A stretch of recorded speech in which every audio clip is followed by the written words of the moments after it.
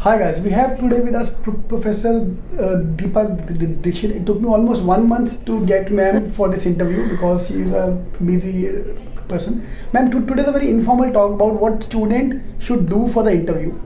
ठीक है, तो it's a very informal way to understand because we always think हमें जो अच्छा लगता है and there's very thin line between smart and over smart. Okay. So we have to. That's what I think. So ma'am, first question is, do you think कि interview में first line, first impression, the last impression, the moment student enter, उसका decision done whether to take it or leave it, is this true or not true? So first impression is not the last impression, but it's an important impression. Okay, because the panelist usually has some experience to back them up. They have been interviewing people, and when people walk in, they do measure the candidate on the basis of the confidence, the positivity with which the candidate comes in. So there is some impression that is certainly formed. But the next thing is, when you start interviewing the candidate, when you actually start talking to the candidate, and if the person turns out to be positive, is able to answer confidently, then the panelists really open to changing the way they think about a person. So there are a lot of students who are freshers, perhaps giving their first interview, so they do understand that they might be nervous, and a lot of times the panel also tries to put them at ease, and the whole idea is about discovering what the candidate is good at and whether we can groom this person in the given 2 years to reach their potential. So to that extent, the first impression does it gives a starting point for the panelists. So first impression is not the first look, is the first few minutes how you talk. Yes, absolutely. It's the first few minutes. True. Okay. So you talk about nervous. Is it okay for a student to be nervous? Because ये सोच के उसको tension हो रहा था कि मैं nervous हो गया तो क्या होगा? हाँ. So, like I said, the panelist is usually an experienced lot. So they do know that there will be students who are probably giving an interview for the first time or are really nervous about making it. So it's okay. It's not something that you should be paranoid about. Mm-hmm. And I think what you should think of is, why are you getting nervous? What is it that is making you nervous? Are you nervous because you think the interview is going to go in a certain direction? So I think the interview honestly begins before the interview. So when you're waiting outside the interview room, don't try and ask somebody, was it tough? Are they making it difficult for you when you go in? I think you focus on yourself. You focus on how are you going to convert this interview into a conversation where they can discover your personality. And look at all the positive things that you may want to say about yourself, and I think psych yourself up. Like how sports persons do before they go out to play a match, they psych themselves up. They say good things and think about positive things, and that's usually very helpful. And I also feel that the minutes you are waiting for the interview, that's the time when students start feeling nervous. Yes. Normally nervous aata hai, meri bari. True. Yeah, and they're also trying to find out, what is being asked, and will I be able to answer a question like this? I think it's a good idea to avoid that. Okay. Yeah. Great. So one common misconception students have, if today he's not able to perform, he's going to be out of the game, like career making thing. Okay. So the panelist is going to decide his career, all those things come into mind. So right. Is it marks, interview is marks, or interview is a fail or pass thing? Okay, so the interview for an MBA school like Wellinger is, and most good business schools, is one of the things that is used to evaluate the candidate. So you have the written test, you have the group discussion, you have academics, you have work experience, you have other qualities which you may have displayed in a group discussion. So this consolidated score is what is used to decide whether you've made the cut or no. It's not just one. So if your GD has gone wrong, for example, at times it does go wrong, you're not able to open up in a case discussion. And we have seen some students being dejected and wanting to give up on their interview and not go for the interview. So other students do encourage, those who are coordinating, they do encourage that this is just one part of the whole selection process and you should not give up. So it's a consolidated score, it's not a make or break. the moment I start thinking that way, I feel good about the interview. Okay, today the panelist is not going to kill me, cannot reject me. He can just give me less marks. Obviously, the weightage is more for PI in almost every college. Yeah. So it's not like you're going to be rejected. You just might get less mark in this area. You might can cover up in the other areas. Right. Yeah, very much possible. Very much possible. And same, I think, go with the score as well, because some people think मेरा CAT score कम है तो मेरे chances बहुत कम है. Yeah. So I think you should students should do their own math. So if you get a certain percentile, let's say they get a 75 percentile in CAT, vis-a-vis somebody who's got an 85 percentile in CAT, I think just go and look what is the weightage given to the written entrance exam, and let's assume it's around 35% weightage. So that gap, even if it is 10 to 15 marks, gets reduced to maybe 5 marks or 5-6 marks. Right. So do you really believe that it's not possible to bridge this gap in an interview? It's very much possible. So therefore, a lot of students on many forums, they discuss this, that somebody who's got an 80 percentile has got selected into PG core, but I got a 92 and I have not got selected. So it's really the composite package. And while you may have got a great percentile, and kudos to you for that, but unfortunately for you, you did not make the cut in the overall composite score. So it's really about that. An interview is like a thumbprint, I say, which is, it's unique, it's about you, and therefore you have to try and make the best in every component. Yeah. So 5 things, let's assume your CAT score, your GDPI, your academics, and your overall personality qualities which are evaluated. All of them are equally important. Absolutely. Okay, now comes the next question, ma'am. How much English plays the role? So I believe in communication is more important rather than English. What is your take on that? Right. So whether we like it or no, corporates do look for people who can speak in English and can communicate in English. But over a period of time, what we are also seeing is that there are two things that corporates also look for, and something that we have also started looking at. What is the ability of a candidate to think critically, and is he or she able to explain a concept or explain an idea, not necessarily in the most fluent of English, but is able to come up with something interesting. Because 2 years, honestly speaking, is very short time for somebody to learn a language fluently.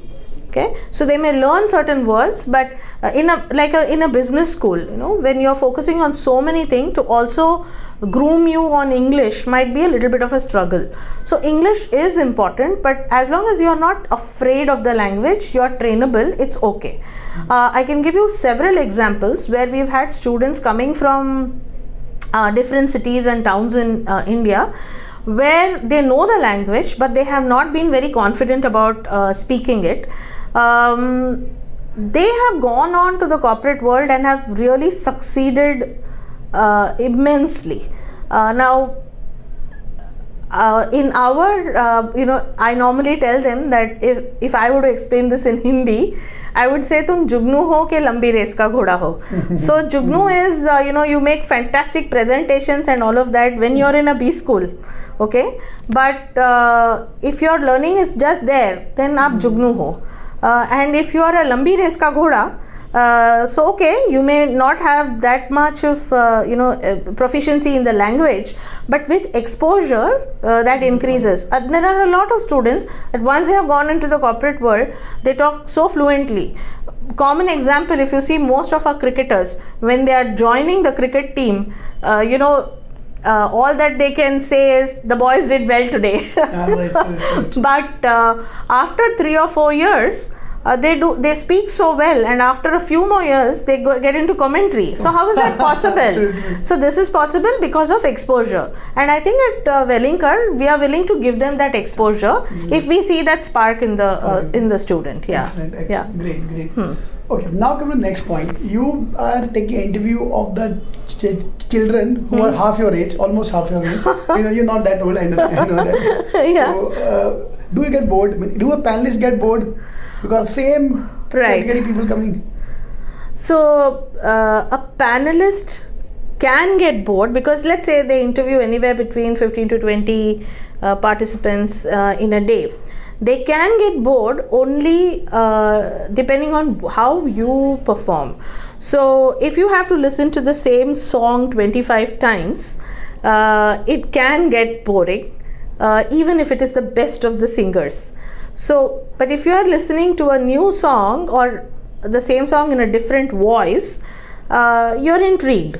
So the interview is like I said earlier, a fingerprint. It has to be about you, and I want to learn some unique things about you. So the moment you share something which is true and genuine about you, people are interested in knowing stories. So why is a Instagram or a Facebook interesting for the youth today?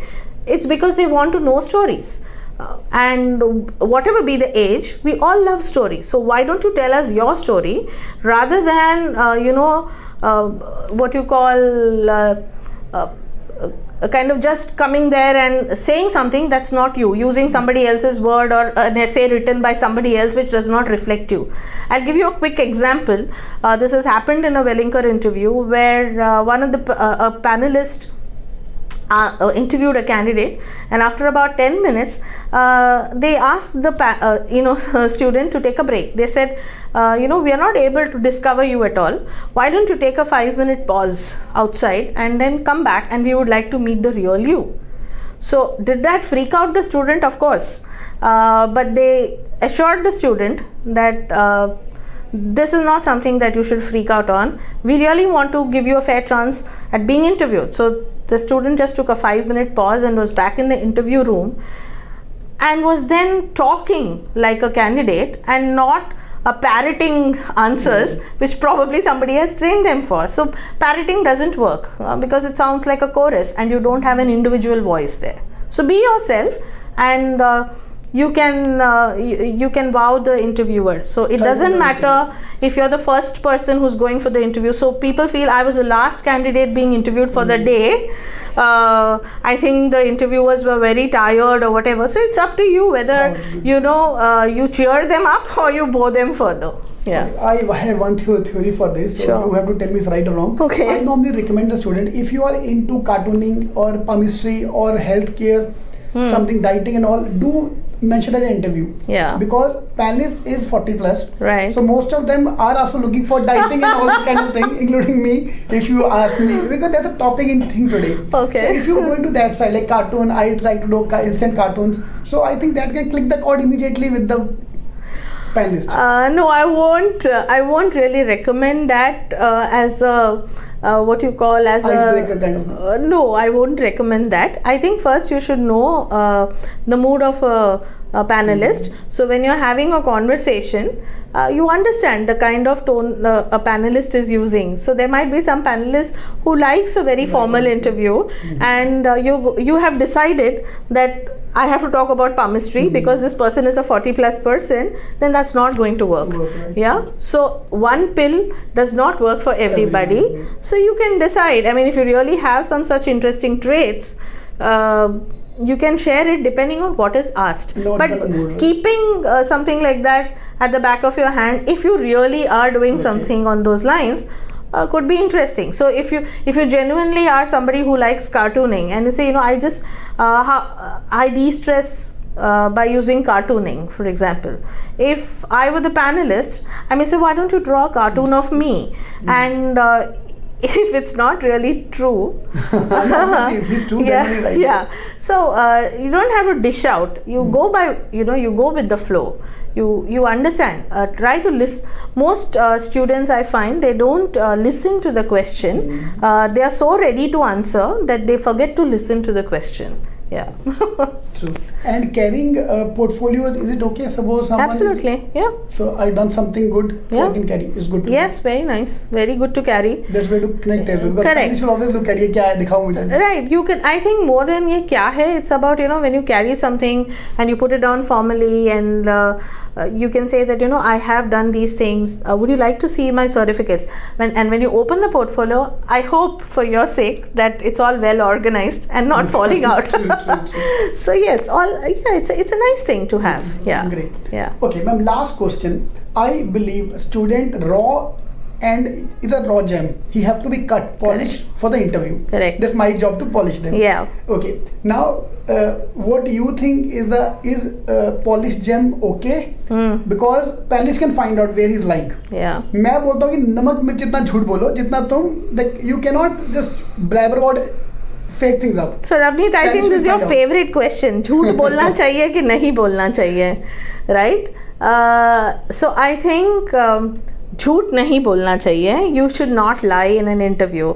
For example, if the question is being asked about your personality, okay, that really talks about the integrity of you as a human being. So otherwise then everything becomes questionable, all right? But let's say I ask you a question to which you do not know the answer, and it could be a situation you probably do not know how to respond to it.